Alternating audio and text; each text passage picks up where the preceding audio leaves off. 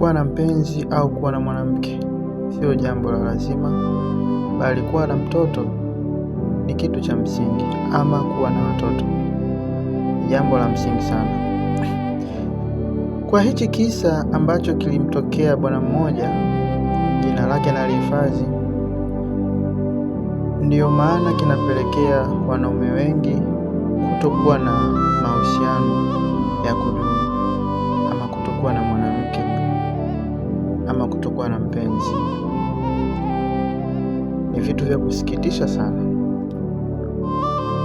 Jamaa alimpata mpenzi, wakapendana, wakatambulishana mpaka kwa wazazi na wakafunga ndoa. Baada ya kufunga ndoa wakawa wanaishi, lakini kwa bahati mbaya maisha ya mshikaji hayakuwa mazuri sana, lakini alipambana kadri ya uwezo wake. Lakini mwanamke alikuwa akimpigia simu akimwambia mtoto anaumwa. Sababu zilikuwa haziishi. Kwa mwezi mtoto anaumwa mara 9. Mara anampigia simu anamwambia mtoto amelala vibaya, ameulalia mkono unamuuma, kwa hiyo inatakiwa pesa ili aweze kwenda hospitali. Jamaa katika mihangaiko yake anatuma pesa. Hazipiti siku 2 siku 3, anampigia tena simu. Mtoto leo ameamka, yani ana mafua hayo, amebanwa kweli, hata kunyonya vizuri hawezi. Hapa inahitajika pesa kwa ajili ya kumpeleka hospitali. Anatumiwa pesa. Hajui jinsi gani jamaa yake anapambana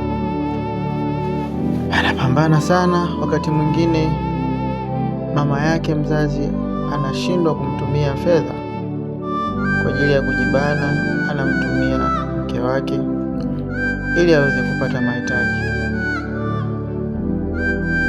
Wakaishi kama miaka 7. Baada ya kuishi miaka 7 walibahatika kupata watoto 3. Mbaya zaidi, kitu ambacho kinaumiza moyo sana, baadaye jamaa alikuja kugundua wale watoto wote sio damu yake, ni damu ya mtu mwingine kabisa. Ilimuumiza sana sana sana sana, lakini alipiga mahesabu, akawaza na kuwazua, kama ninaweza kufanya tukio baya juu ya wewe mwanamke, nami ninaweza kuishia jela. Lakini pia watoto hawana dhambi, bali mama yao ndo mwenye dhambi. Je, nifanye nini ikiwa watoto hawa nimewazoea kama wanangu, lakini kumbe sio wanangu?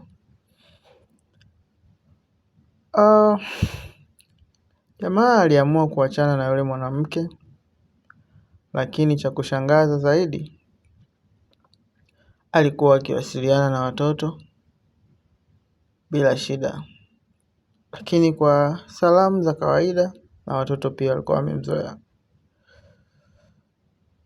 Hiyo inakufundisha kwamba usione mtu labda hajaoa, usione mtu labda hana mwanamke ukajua labda huyu ana matatizo ya nguvu za kiume ndio maana haoi, au huyu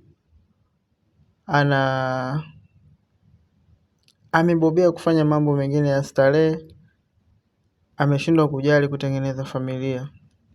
Hapana brother. Maisha ya watu wanaoyapitia ya kimahusiano ni magumu sana. Usimdharau mtu kabisa. Ikiwa wewe hayajakukuta, ndio utaona kama vile ni simple tu. Lakini watu wanapitia changamoto kwenye mahusiano, usiombe hivyo. Kwa hiyo nadhani mtakuwa mmenielewa kile ambacho nimemaanisha na kushare nanyi. Asante. Naombeni comment zenu, msubscribe channel yangu, mlike. Mambo yako mengi mazuri.